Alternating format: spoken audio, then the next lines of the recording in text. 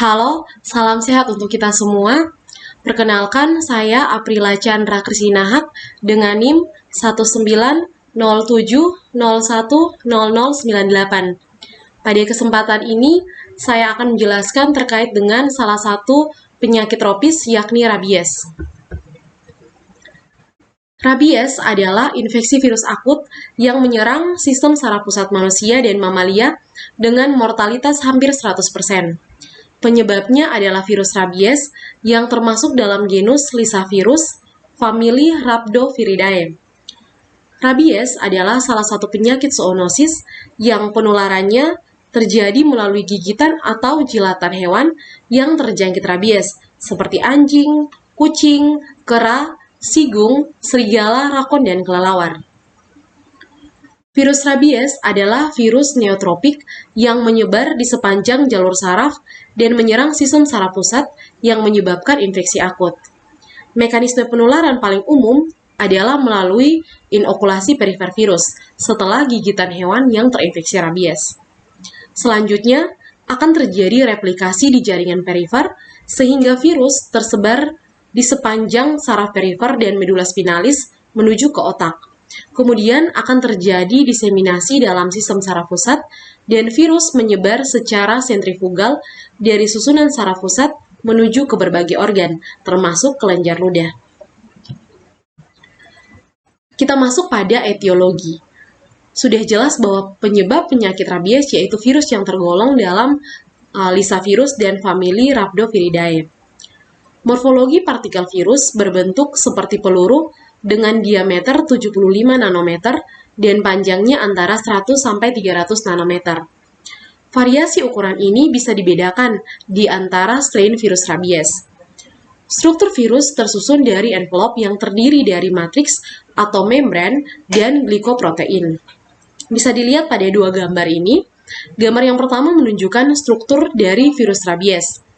Genom virus rabies berupa RNA, antisense, tidak bersegmen, dengan berat molekul 12 KB yang terdiri dari 50 nukleotida beserta gen nukleoprotein, ada juga fosfoprotein, ada matriks protein, glikoprotein, dan protein besar.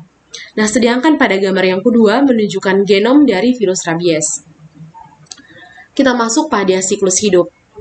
Siklus infeksi dan replikasi virus rabies ke membran sel induk semang terjadi melalui beberapa tahapan, yaitu ada yang namanya tahapan adsorpsi atau pelekatan virus, ada penetrasi, pelepasan mantel, transkripsi, translasi, processing, replikasi, perakitan, dan budding seperti pada gambar nomor 3.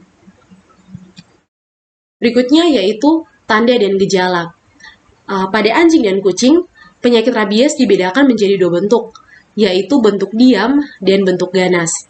Tentunya dalam kedua bentuk ini memiliki tanda dan gejala yang berbeda.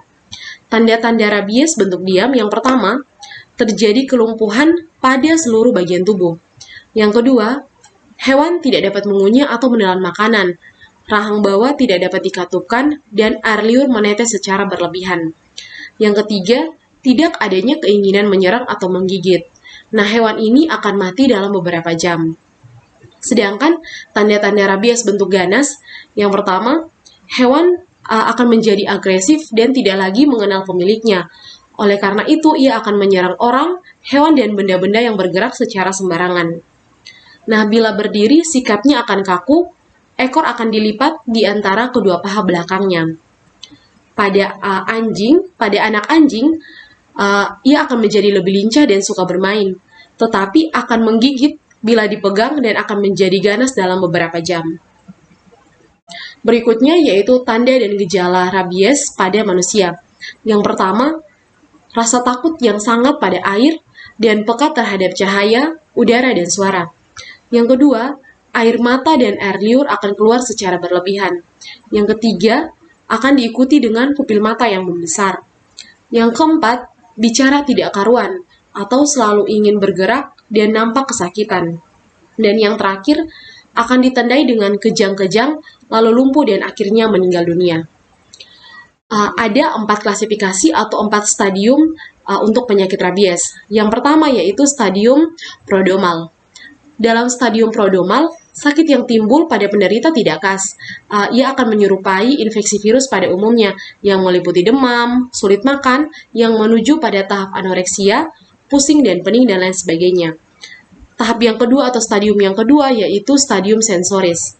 Dalam stadium sensoris, penderita umumnya akan mengalami rasa nyeri pada daerah luka gigitan, akan merasakan panas, gugup, kebingungan, keluar banyak air liur atau hipersalivasi, dilatasi pupil, hiperhidrosis, dan hiperlakrimasi. Pada stadium yang ketiga yaitu stadium eksitasi, penderita akan menjadi lebih gelisah, mudah kaget, kejang-kejang, setiap ada rangsangan dari luar, sehingga akan terjadi ketakutan pada udara, pada cahaya, dan pada air. Kejang-kejang terjadi akibat adanya gangguan daerah otak yang mengatur proses menelan dan pernapasan. Nah, di stadium yang terakhir yaitu stadium paralitik. Pada stadium paralitik, setelah melalui ketiga stadium sebelumnya, penderita akan menunjukkan tanda kelumpuhan dari bagian atas tubuh ke bagian bawah yang sangat progresif. Berikutnya yakni cara penularan. Masa inkubasi pada anjing dan kucing rata-rata sekitar 2 minggu, tetapi dilaporkan dapat terjadi antara 10 hari sampai 8 minggu, dan pada manusia 2-3 minggu, dengan masa yang paling lama yaitu 1 tahun, bergantung pada yang pertama, jumlah virus yang masuk melalui luka, yang kedua, dalam atau tidaknya luka, yang ketiga, jenis luka tunggal atau luka banyak, yang keempat, dekat atau tidaknya luka dengan susunan saraf pusat, dan yang kelima, perlakuan luka pasca gigitan. Pada hewan, percobaan virus masih dapat ditemukan di tempat suntikan selama 14 hari. Virus menuju ke saraf pusat melalui saraf perifer, kemudian virus berkembang biak di sel saraf, terutama pada hipokampus dan kelenjar ludah. Pada anjing, 3-5 hari sebelum gejala klinis terlihat, kelenjar ludah telah mengandung virus dan akan terus infektif selama hewan sakit. Virus ditularkan terutama pada luka gigitan. Oleh karena itu, bangsa karnivora adalah hewan utama penyebar rabies antar hewan atau ke manusia. Adapun faktor-faktor risiko yang dapat meningkatkan risiko seseorang tertular rabies, yakni yang pertama, mereka yang bekerja di laboratorium yang meneliti virus rabies. Yang kedua, mereka yang bekerja sebagai dokter hewan. Yang ketiga, mereka yang tinggal di lingkungan yang banyak hewan liar. Yang keempat, orang-orang yang tinggal di wilayah dengan sanitasi yang buruk atau jauh dari tempat vaksinasi. Yang kelima, mereka yang melakukan aktivitas beresiko atau melakukan kontak dengan hewan liar, misalnya mereka yang mendaki gunung, menjelajahi gua, ataupun berkemah. Dan yang terakhir, mereka yang memiliki luka terbuka di kulit.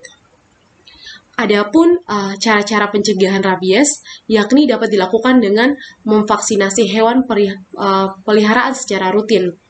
Adapun menghindari memelihara hewan liar di rumah.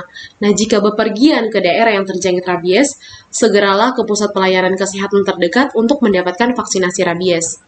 Yang kedua, menempatkan hewan peliharaan dalam kandang yang baik dan sesuai, dan juga senantiasa untuk memperhatikan kebersihan kandang dan sekitarnya. Yang ketiga, memasang rantai pada leher anjing bila anjing tidak dikandangkan atau sedang diajak berjalan-jalan. Dan yang terakhir yaitu menjaga kesehatan hewan peliharaan dengan memberikan makanan yang baik dan juga rutin untuk melakukan vaksinasi rabies ke dinas peternakan atau dokter hewan untuk yang praktek. Sekian saja yang dapat saya sampaikan. Terima kasih untuk perhatiannya.